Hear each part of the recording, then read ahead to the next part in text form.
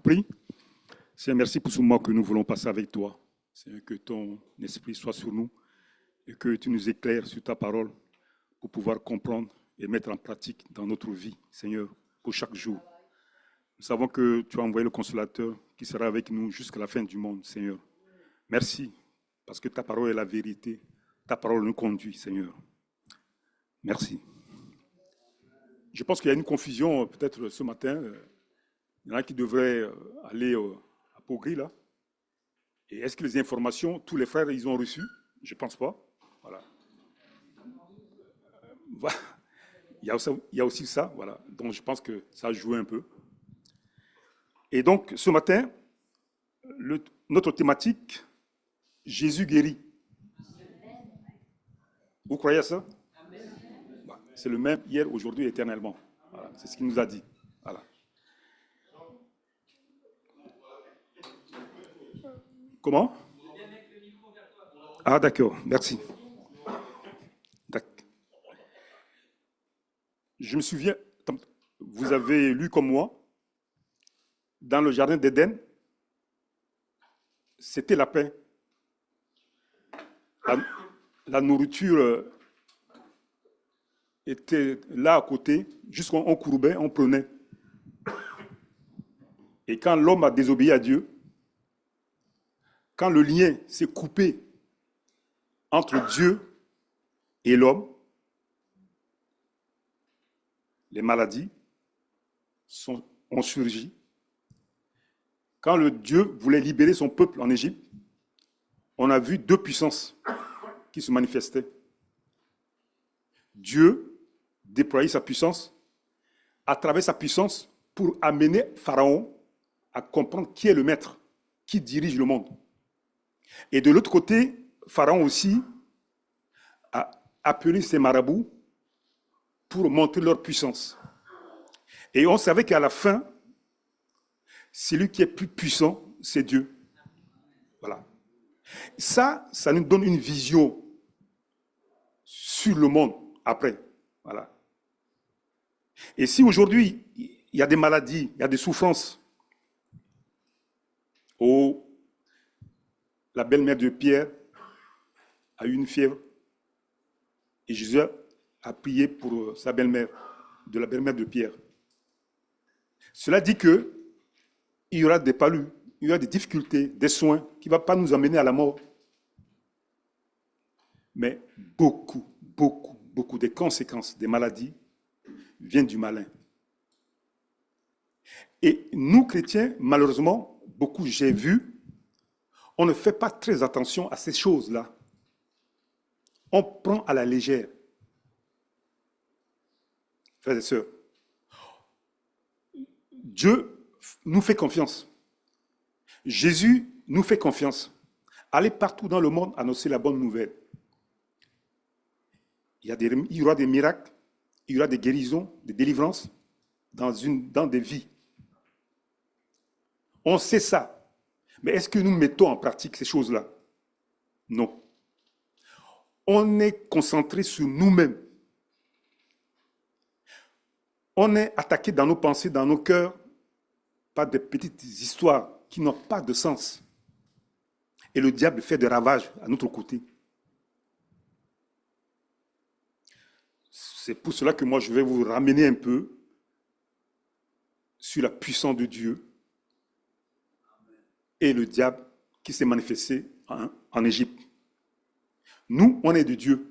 Donc, nous devrions bénéficier de la puissance de Dieu en nous pour marcher dans ce monde qui va à sa fin. Voilà. Donc, la première lecture, Genèse chapitre 3, versets 9 à 13.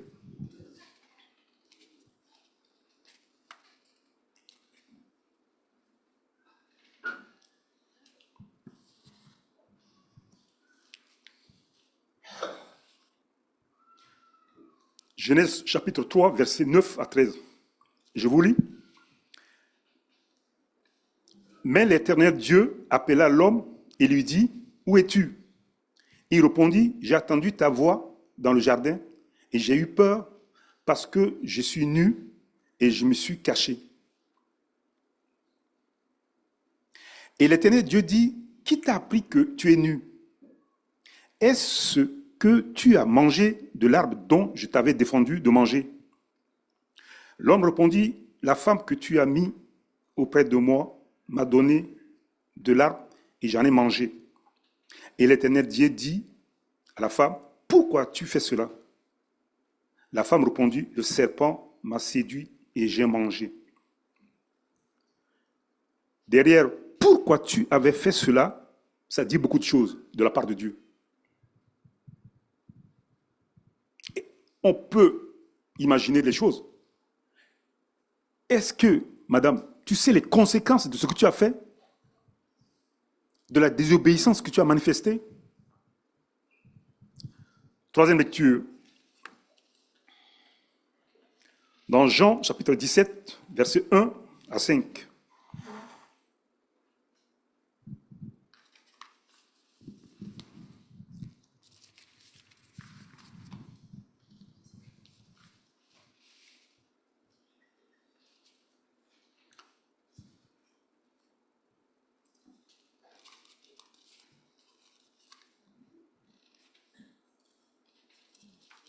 C'est bon?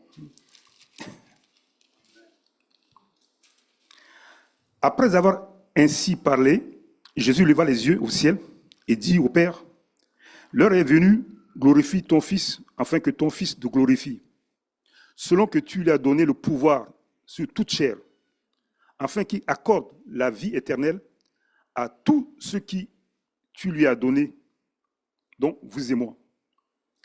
Or, la vie éternelle, c'est qu'ils te connaissent. Tu es le seul vrai Dieu, et celui que tu as envoyé, Jésus-Christ.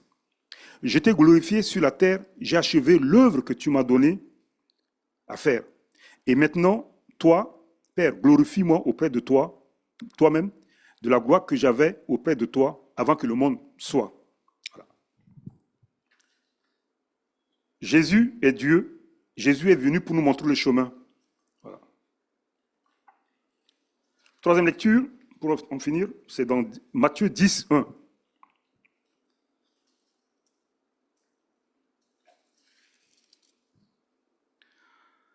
Matthieu 10, chapitre 1, Matthieu chapitre 10, verset 1.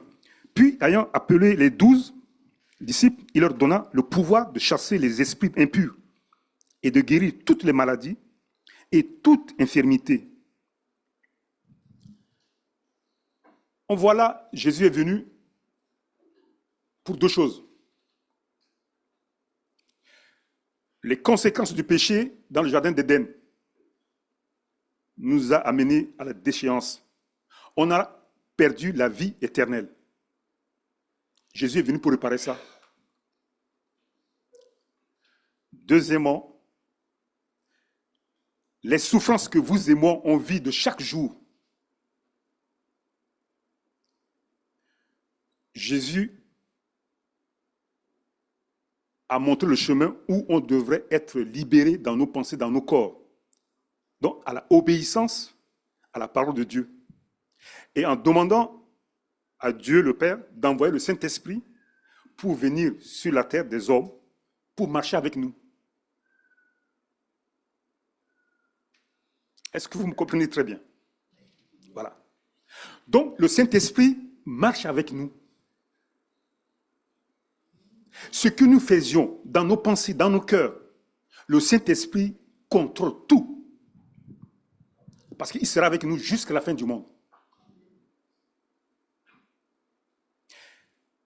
Quand Moïse est parti au rendez-vous que Dieu lui a accordé sur la montagne, en bas, Aaron et Marie et les autres, ils ont fabriqué des idoles pour adorer. Ça a mis en colère Dieu que tes hommes, ton peuple, en bas, sont en train de me désobéir. Retourne vers eux pour voir ce qui se passe. On a vu les conséquences. Il faut élever un serpent pour que chacun de nous regarde ce serpent et ne soit pas mort. C'est ce qui s'est passé. La désobéissance à Dieu. Jésus est venu pour payer le prix. Jésus a enseigné, nous a enseigné, en laissant sa parole à nous, de suivre. Et vous et moi, on suit ces paroles-là. Pour ceux qui suivent. Mais ceux qui ne suivent pas dans la semaine, qui mettent de côté, c'est du tort que vous faites à vous-même. La parole de Dieu, c'est la notice de la vie de bonheur, de la vie de joie, de la vie de bénédiction. Ne laissez pas la parole de Dieu loin de vous. Dans la semaine, 3 jours, 4 jours, au lieu de plonger les yeux, pour plonger les yeux dans la Bible, soyez fréquents. Or, beaucoup d'entre nous, le diable nous tient par la fatigue, par le découragement, par des factures. On ne lit pas assez la Bible. Comment voulez-vous que l'Esprit de Dieu vous révèle des choses? Jésus nous a tout expliqué, tout. Mais si on n'est pas sous ses ailes, si on ne lui obéit pas, qui nous prend? C'est l'ennemi qui s'en charge.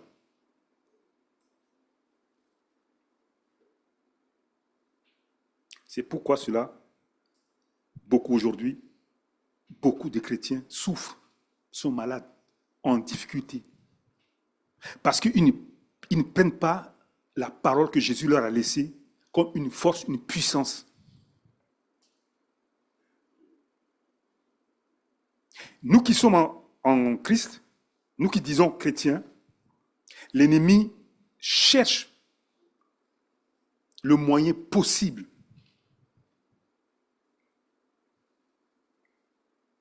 à nous attendre là où on va déplacer, là où on va se déplacer, là où on va chuter. Et les conséquences, souvent, c'est dur. Un bébé de 2-3 mois a du cancer. Il y a des maladies parfois qu'on n'arrive même pas à connaître le nom. Vous croyez que cela vient de Dieu? Je vous ai dit, rappelez-vous de cela et gardez ça, qu'en Égypte, il y a 2 puissances qui se sont manifestées. Mais Dieu, lui, a montré son vrai visage en envoyant Jésus-Christ pour venir mourir pour nous. Que la colère qu'il a emportée contre Adam et Ève, notre grand-père, dans le jardin d'Éden, il a rectifié à travers Jésus. Si nous croyons à Jésus, son sang nous a lavé, purifié, on est une nouvelle créature maintenant. Donc son esprit vit en nous.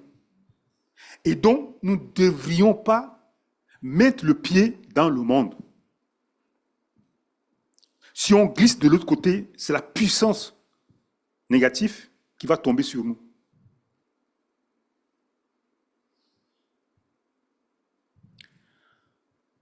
Matthieu, chapitre 9, verset 35.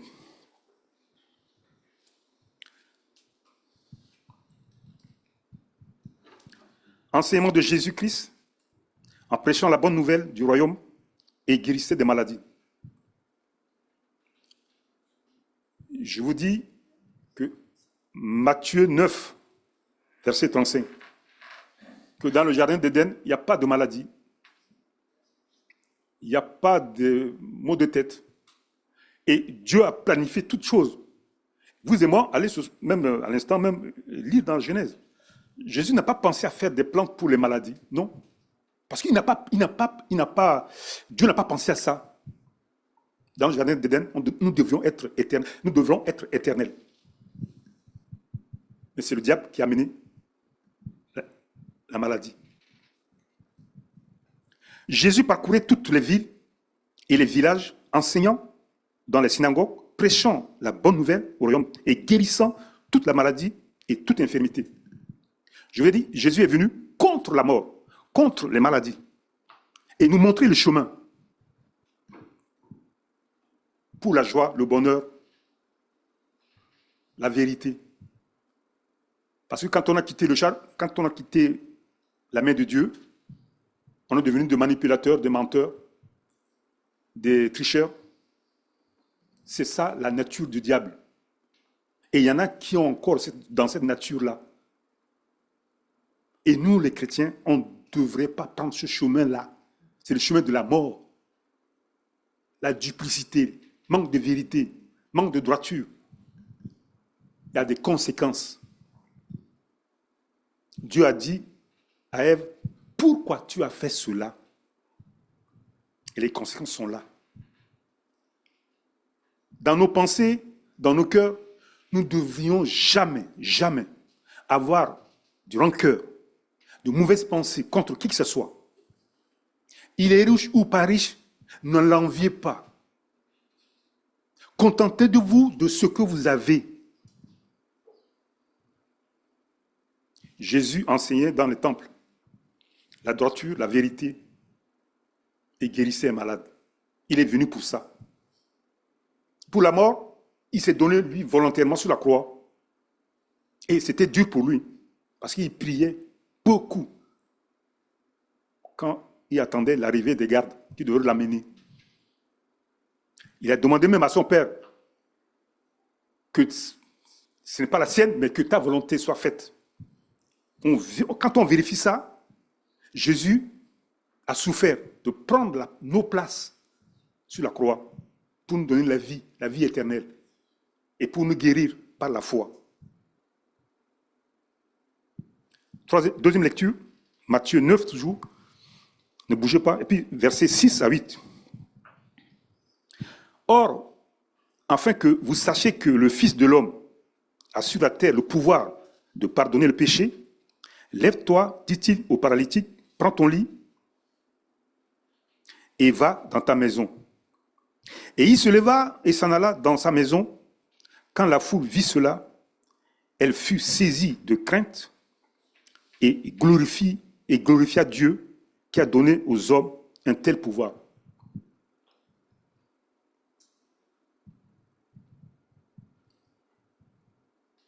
Eux, ils ne comprenaient pas. Un homme simple comme eux, il connaît sa mère, il connaît son père, qui ordonne à un paralytique des années, et peut-être né comme ça, de se lever et marcher. Pour eux, ça les dépassait. Parce que c'est un homme comme eux. Vous et moi, on sait aujourd'hui que Jésus, c'est le Fils de Dieu, c'est Dieu lui-même. Parce qu'on a lu, on a écouté des témoignages pour nous rassurer. Mais pour cet homme, pour la foule, il ne comprenait pas. Quelqu'un comme eux ordonne à une maladie de sortir d'un homme ou un paralytique de se lever et marcher. Moi, je l'ai vu une fois dans mon pays, un missionnaire qui est venu prêcher à un infirme, né infirme. L'homme de Dieu a prié pour cet homme. Et je vous assure, vous voyez, parce que le côté où il ne marchait pas, il n'y a pas de muscles. On voyait les muscles se former et cet homme commençait à marcher. Ça te dépasse. Parce qu'on est homme. Les choses de Dieu, prends comme tu es, prends comme on t'annonce. Accepte-la, tout simplement comme un enfant.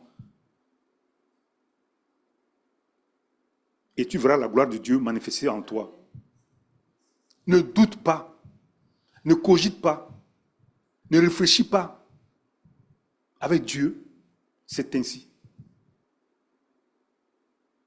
Si tu commences à réfléchir, à calculer 1 plus 1, tu n'en sortiras pas. Tu ne connaîtras pas Dieu. Beaucoup de planètes se tournent entre eux dans cette galaxie-là. Et à une vitesse phénoménale. Moins d'erreurs, moins de millimètres, tout s'écoule. La Terre disparaît. On tombe dans le néant. C'est Dieu qui gère cela. Frères et sœurs, pensez à cela. Nous, on n'est rien. Le cœur, le rythme de nos pensées, de nos cœurs, le battement, Dieu sait ça. Faisons-lui confiance. Verset Matthieu 12, verset 15, 16. Mais Jésus, l'ayant su, s'éloignant de ce lieu, une grande foule le suivait. Il guérit des malades, tous les malades, et leur recommanda sévèrement de ne pas le faire connaître. Vous savez pourquoi Jésus ne veut pas que les gens savent tout ce qu'il fait en secret, les guérisons? Parce que les gens viendront juste pour se soigner. Ils prennent Jésus comme un marabout. L'intérêt qu'il porte pour être là dans l'église, c'est pour de guérison. Et beaucoup d'entre nous sont venus à l'église pour avoir une guérison. Ils ont eu. Mais ces gens, tu ne les as plus revus. C'est pourquoi Jésus dit, ne dites pas dehors, quand vous avez eu la guérison. Le diable s'amuse avec nous. Il y a un homme, toujours un homme de Dieu, pendant 20 ans, il était couché sur le lit. L'homme de Dieu est venu prier pour lui. Et troisième jour, quand l'homme de Dieu est revenu à nouveau, il a prié pour lui. Il a dit, lève-toi maintenant. Il s'est levé, cet homme-là, 20 ans, couché. Il a marché dans le salon, va et vient. Il est venu t'asseoir. C'est l'homme de Dieu qui m'a dit à moi, c'est à l'école biblique, il m'a dit ça. Et il a dit, c'est très beau, c'est pas possible. C'est le malade qui dit ça. Il a dit, c'est très beau, mais c'est pas possible. Il s'est recouché. L'homme de Dieu a pris la Bible, a fermé, a dit, bon, mais d'accord, comme tu crois que c'est pas possible, pour toi tu rigoles avec cela, mais moi, j'ai montré la puissance de Dieu en toi. 20 ans, tu ne t'es pas levé. Mais là, tu t'es levé, tu as marché, tu es sorti. C'est ta femme qui m'a appelé pour venir te prêcher la parole. Mais comme tu ne veux pas, tu retournes dans ton lit, retourne. Mais moi, je ne viendrai plus. L'homme de Dieu m'a dit, Jean, je suis parti. 3 jours, il est mort. L'homme, le diable nous malmène, nous tient dans nos pensées, dans nos cœurs, pour négliger les choses de Dieu, pour ne pas considérer les choses de Dieu. Il nous montre un autre intérêt, une belle voiture, de l'argent, une belle femme, une belle maison. Mais les choses de Dieu, on néglige. Même parfois 20 ans, 30 ans de conversion. Mais à un moment donné, le diable joue avec nous, dans nos pensées, dans nos cœurs, pour nous montrer les vrais intérêts du monde. Frères et sœurs, soyez vigilants. Le diable rôde autour de nous comme un lion rugissant. Jésus guérit. Jésus sauve.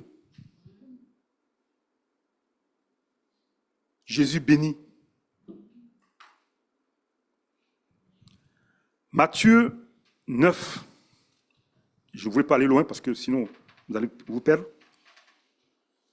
Matthieu chapitre 9, versets 27 à 31.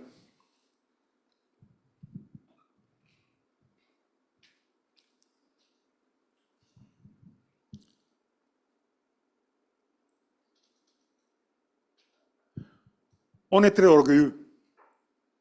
On est suffisant. On néglige les choses de Dieu. Même parfois, il y en a qui viennent à l'église en se cachant.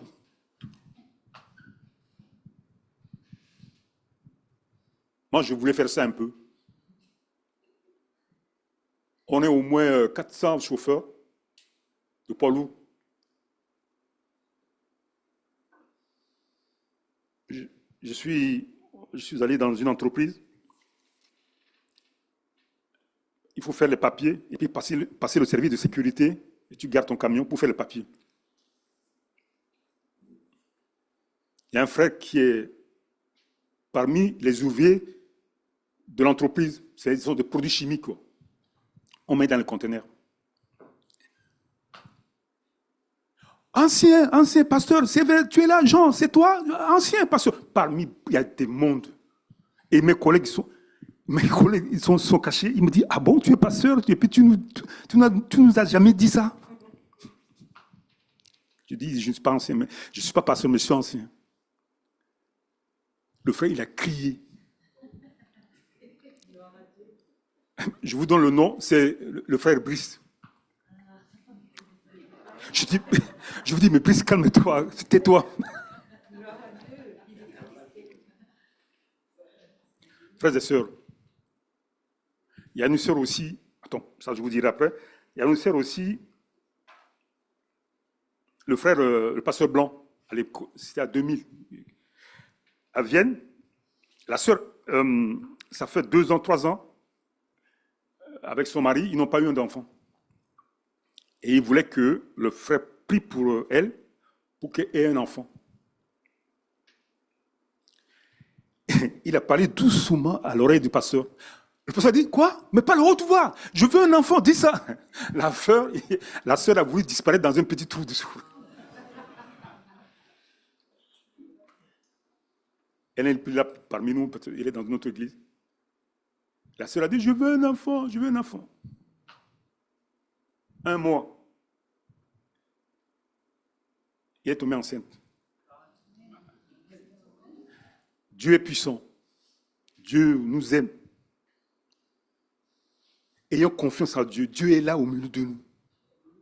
Ce n'est pas Jean qui vous le dit, mais c'est la vérité.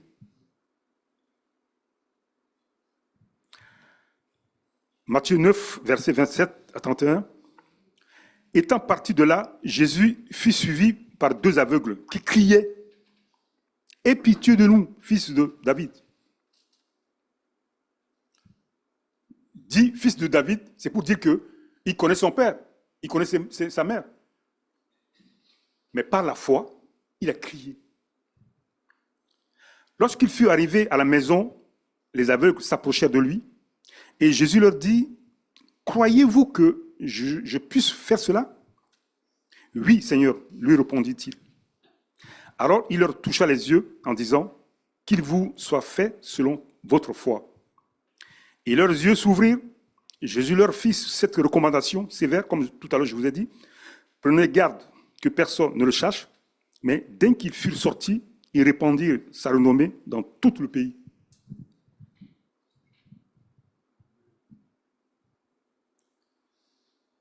Dieu agit. Dieu est le même hier, aujourd'hui, éternellement. Son esprit est là au milieu de nous. Il voit ce qu'on pense dans le secret. Il voit ce qui est sur notre cœur à l'instant. Frères et sœurs, l'écart entre nous avec lui, c'est quand nous péchons, quand nous dormons sur la colère. Quand on est de la haine, manque de pardon, on pêche dans nos pensées, dans nos cœurs. Comme lui, il est vérité, il est droiture, il est la justice. Comment voulez-vous, dans cet état, il vous répare, il vous soigne, il vous guérit? C'est pour cela que, si vous êtes dans cet état, mettez-vous à genoux. Criez à Dieu. Son sang est là pour vous laver, purifier. Dans ses maîtrissures, il a pris toutes nos maladies. Il va vous guérir.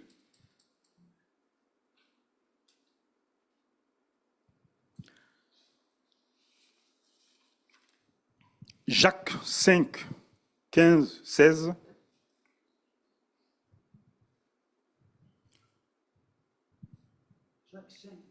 Ouais, chapitre 5, ouais. Jacques, chapitre 5, verset 15, 16. On a pris un engagement avec lui dans les eaux de baptême. Restons fermes sur cet engagement.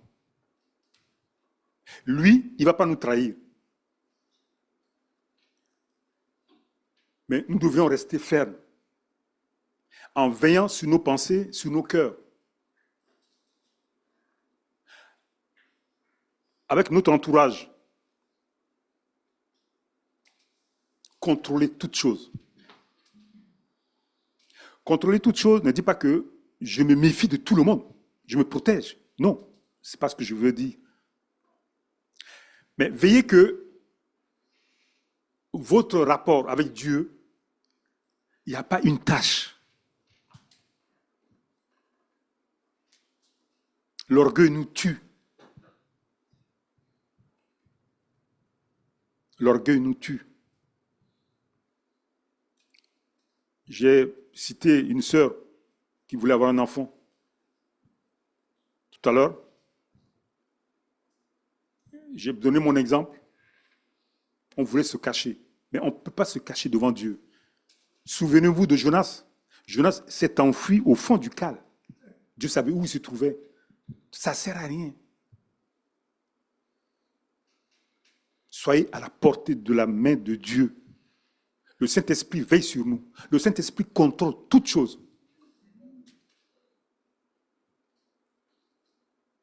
Jésus est allé loin en nous disant, si ton œil, c'est un problème qui va te perdre de la vie éternelle, mieux vaut enlever ton œil. C'est loin ça, c'est fort ça, ce qu'il a dit.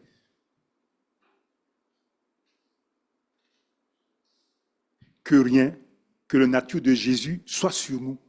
Que la vie de Jésus soit sur nous, complet. Parce que la nature du diable, de l'ennemi, de notre âme, nous amène à la mort, nous amène à des souffrances, nous amène à des maladies.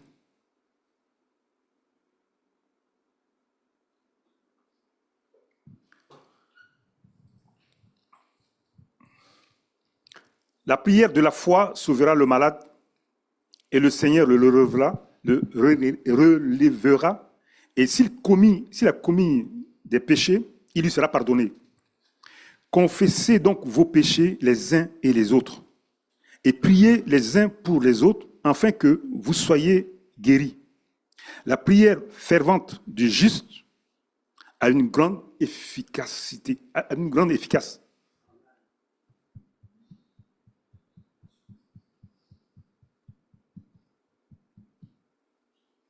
Hébreux 11, 6. Or, sans la foi, il est impossible de lui être agréable. Car il faut que celui qui s'approche de Dieu croit que Dieu existe et qu'il est le rémunérateur de ceux qui le cherchent.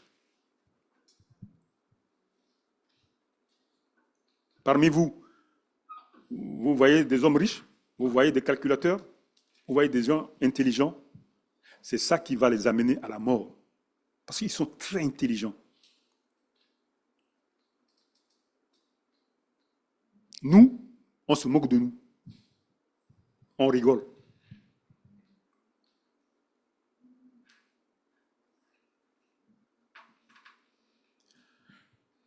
Je me disais, il y a la loi de laïcité, donc je ne voulais pas me... C'est là ma raison d'être silencieux, d'être discret dans la foi, dans mon entreprise. Voilà. Mais Dieu m'a dit, pas question. Et Dieu m'a dévoilé devant tout le monde. Et dans ma boîte, tout le monde m'appelle ancien pasteur, ceci, cela. Je ne peux plus maintenant me cacher parce que Dieu m'a dévoilé. Ce que tu fais en secret, Dieu peut te dévoiler. Soyez comme une lumière, une force que Dieu peut utiliser pour délivrer des captifs du diable. Il y a un prix à payer. Il faut enlever l'orgueil. Il faut enlever la suffisance. Il faut être simple dans la main du Saint-Esprit. Et le Saint-Esprit va te conduire.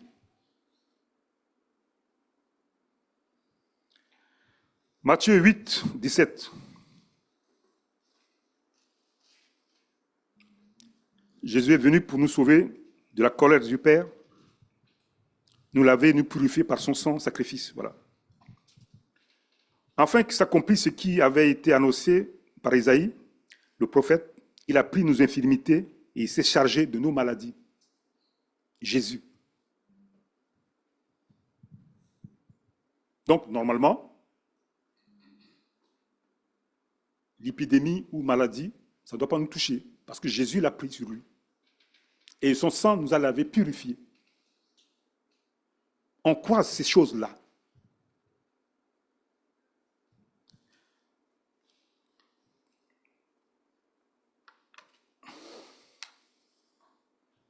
Jacques, chapitre 5, verset 13, 14 encore. Or, quelqu'un parmi vous est-il malade?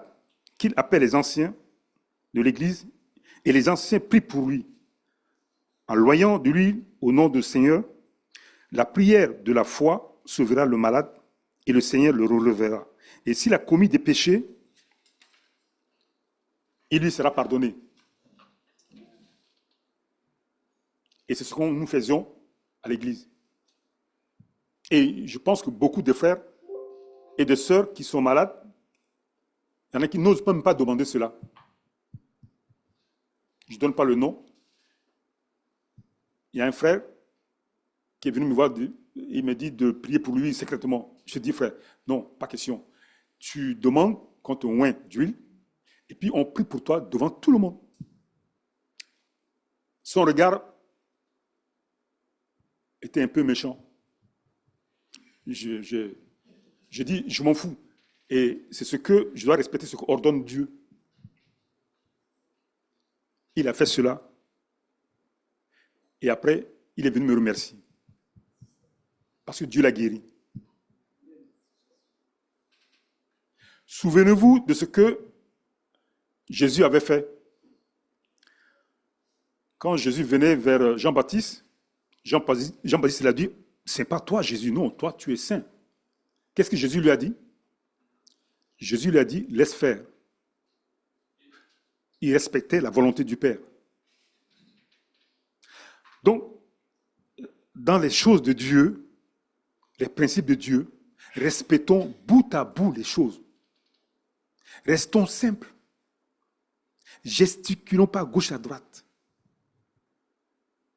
Mais évitons d'avoir de mauvaises pensées, de la haine, de manque de pardon à l'égard d'un frère, d'une sœur dans l'Église, ou même ailleurs. Comme je vous l'ai dit, je répète vraiment volontairement, que le Saint-Esprit est en nous. Il nous contrôle tout. Il contrôle ce qu'il pense, ce que nous pensons. Ce que nous voulons projeter à midi, il le sait. C'est pourquoi, je ne sais pas si le prophète Jonas ne savait pas ça. Il s'est caché dans la cale, au fond. Mais Dieu a envoyé des inconvertis pour aller le dénicher. C'est honteux. Nous, on est pareil. Il y a des choses qu'on sait très bien que ce n'est pas la volonté de Dieu, mais on fait. Mais après 1 mois, 2 mois, les conséquences arrivent.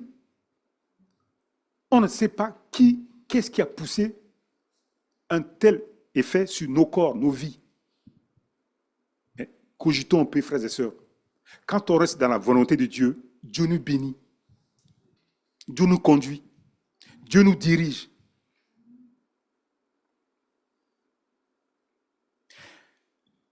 Dans la faiblesse, Dieu va montrer sa force en nous. On t'insulte, on t'humilie, on te méprise, on cogite, on dit des mensonges. Seul Dieu sera ton protecteur, ton consolateur. C'est lui qui va te justifier.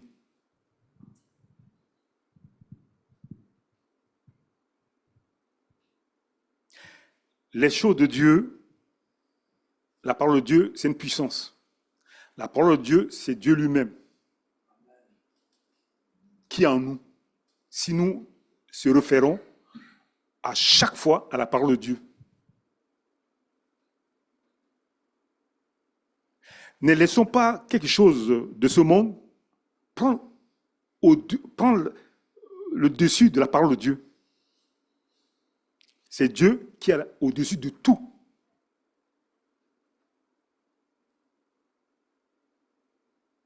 Et vous verrez la différence dans votre vie. Mettez en pratique la communion personnelle avec Dieu, la vie de prière.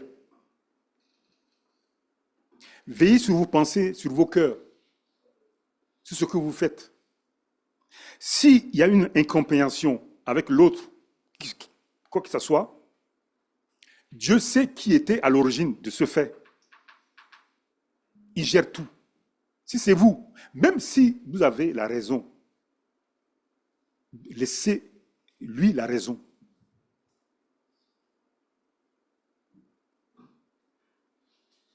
Si il veut vous amener à la souffrance, une personne, et que vous savez que c'est provoqué volontairement,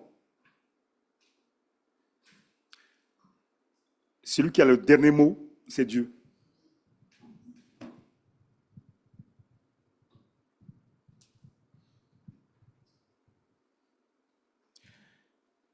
Ayez le sens du baptême dans votre vie, c'est-à-dire vous êtes une nouvelle créature, le sang de Christ vous a lavé, purifié, et que son esprit maintenant vous conduit dans votre vie. Voilà. Et maintenant, en sachant ces choses, le diable, il est très malin. C'est son nom. Il va mettre le doigt sur des choses que vous n'aimez pas pour vous titiller. Pour vous amener à fauter devant Dieu. Pour vous amener à avoir la haine de l'autre. Pour vous dire, regarde, il marche sur vos pieds.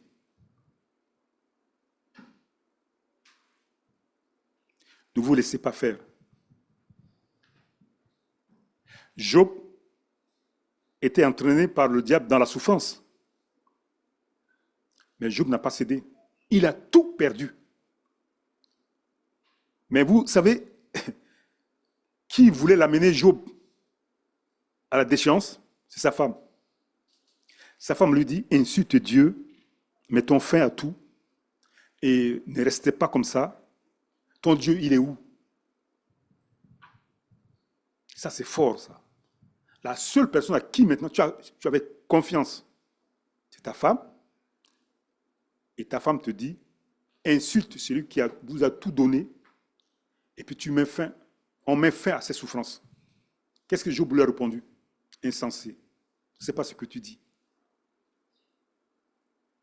Et il y aura un moment dans notre vie, on va passer par là. Je ne peux pas dire pour moi, parce que sinon c'est un peu de l'orgueil, mais il y aura des moments où parfois, dans la marche avec Dieu, Dieu va t'amener jusqu'à un point où Dieu va vérifier si vraiment tu es tout pour lui.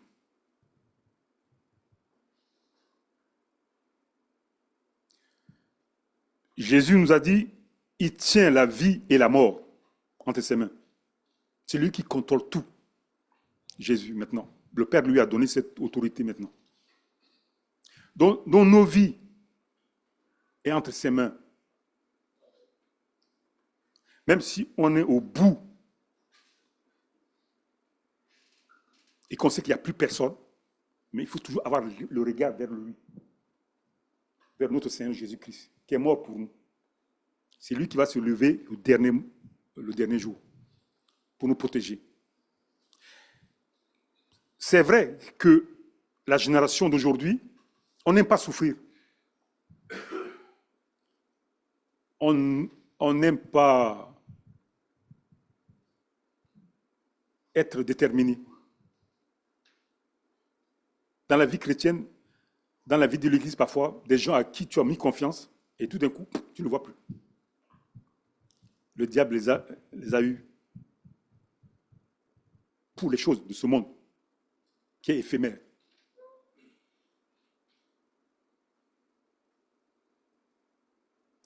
Mais sur ton lit de malade, tu seras avec Dieu. Il s'agit de partir, tu seras avec lui. Et tout seul, Et donc, garder cette secret de confiance avec Dieu. Même si tout s'écroule autour de toi, reste ferme, attaché à Dieu, à Jésus.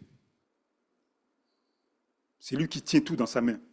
Il est mort pour toi. Son sang t'a lavé, purifié. Il est mort pour tes péchés.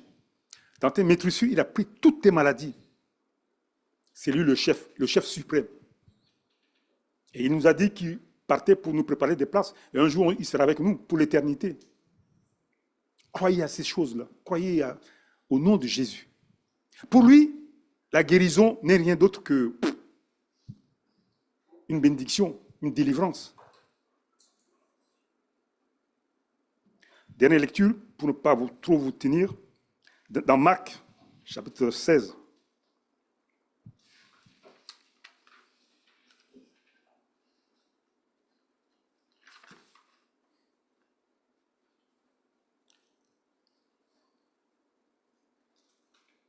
Marc, chapitre 16, versets 16 à 18. Celui qui croira et qui sera baptisé sera sauvé, mais celui qui ne croira pas sera condamné. Voici les miracles qui accompagneront ceux qui auront cru. À mon nom, ils chasseront les démons et ils parleront de nouvelles langues. On parle la nouvelle langue ici, non? Dans l'église, non? C'est pas ça? La parole de Dieu est toujours le même, hier, aujourd'hui, éternellement. Voilà. Ils saisiront des serpents. S'ils boivent quelques breuvages mortels, ils ne leur feront point de mal. Ils imposeront les mains aux malades et les malades seront guéris. C'est ce que nous faisons ici. Voilà. Et parfois, les frères qui viennent ou les sœurs qui viennent n'ont pas pris le temps pour réparer des choses. J'en profite pour dire ça. Que dans la semaine que tu sais que tu vas demander une imposition de main, frères et sœurs, en toi-même, rentre en toi-même, vérifie si tu n'as pas un problème de manque de pardon. Vérifie si tu n'as pas fait du mal à une sœur ou à un frère dans l'église. Vérifie si tu n'as pas fait des choses contraires à la volonté de Dieu avant de venir demander l'imposition de main. Et l'Esprit de Dieu, Dieu ne ment pas. Dieu dit la vérité. Et Dieu te guérira. Je me redis à nouveau. Vérifie dans la semaine, en sachant que tu vas demander une imposition de main. Dans la semaine, vérifie dans ton entourage, dans ta pensée, dans ton cœur. Est-ce qu'il n'y a pas un peu de tâche entre toi avec tes frères, tes sœurs? Est-ce que tu n'as pas un peu triché? Tu n'as pas un peu énervé quelqu'un de lui demander pardon? Concernant pardon, il y a une sœur qui avait du cancer généralisé et le pasteur, il n'a pas pu aller parce qu'il savait que c'était fini, quoi. Et la nuit, l'Esprit de Dieu lui a dit, va dire à la sœur, il y a ça, ça, ça. S'il accepte,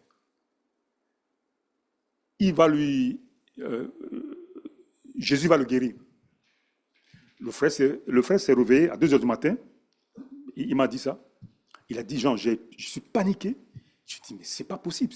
On dit que tout est fini et puis c'est aujourd'hui ou demain qu'on va enlever tous ce qu'on a branché sur elle, parce que c'est cancer généralisé, quoi. Il dit, mais c'est pas possible, je ne peux pas. Le Saint-Esprit, il m'a dit, il s'est recouché, et le Saint-Esprit dit, je te donne un ordre. Avant, Dieu lui a parlé. Il n'a pas voulu obéir, comme Jonas. Et Dieu revient en charge encore. Dieu lui dit, maintenant, je te donne un ordre. Va demain, à telle heure, ou vers 10 heures, 11 heures, tu vois la sœur. Ouf, j'ai commencé à avoir un trouille. C'est le pasteur qui dit ça. Il a dit, je n'ai pas mangé, je n'ai pas pris le petit déjeuner le matin, je me suis habillé, je suis parti à l'église, à l'hôpital. Quand il est arrivé, n'y avait personne. Et il a vu un infirmier, il a dit non, je vais prier pour la sœur. L'infirmier m'a regardé du pied en haut. Il dit, mais lui, là, d'où sort-il? Il a dit, je suis le pasteur de l'église. Et puis l'infirmier lui a dit, peut-être aujourd'hui ou demain, on va débrancher les fils. Mais est-ce que vous pouvez m'ouvrir pour que je puisse quand même prier avec elle et puis lui faire des signes? L'infirmier ne voulait pas. Et puis l'infirmier a dit, bon, mais vas-y. Il est tout seul. Les parents sont rentrés à la maison pour préparer les choses pour son enterrement. Et le pasteur rentre, et tout d'un coup, la sœur, elle clignote les yeux, elle le voit. Et le frère lui dit, lui a cité les noms d'une personne, d'une sœur. Et le pasteur lui dit, Jésus m'a dit de te dire, donc si demain, s'il meurt, c'est pas moi, mais c'est Jésus. Lui, il a dit, je me suis protégé comme ça. On a éclaté de rire. Et après, il a dit, Jésus m'a dit de te dire ça, ça, ça, ça. Sur le visage de la sœur, elle pleurait. Et la sœur a dit, oui, je le pardonne. De 11h à 15h, la sœur même, elle-même, elle a débranché des choses. Et les infirmiers, quand ils sont venus, ils ne comprenaient pas. Le frère est parti. Et puis tout d'un coup, vers 17h, le frère recevait des coups de fil. Partout. Mais qu'est-ce que tu as fait? Qu'est-ce que tu as fait? C'est parce que manque de pardon. Manque de pardon, frères et sœurs, dans la prière. Voilà. Donc, Jésus est venu pour nous sortir de la mort éternelle, pour nous sortir de maladie. Sa parole fait toujours son effet. Mais réparons nos pensées, nos cœurs vis-à-vis de sa parole. Et vous verrez que Dieu va vous bénir, Dieu va vous guérir, Dieu va vous renouveler. On prie.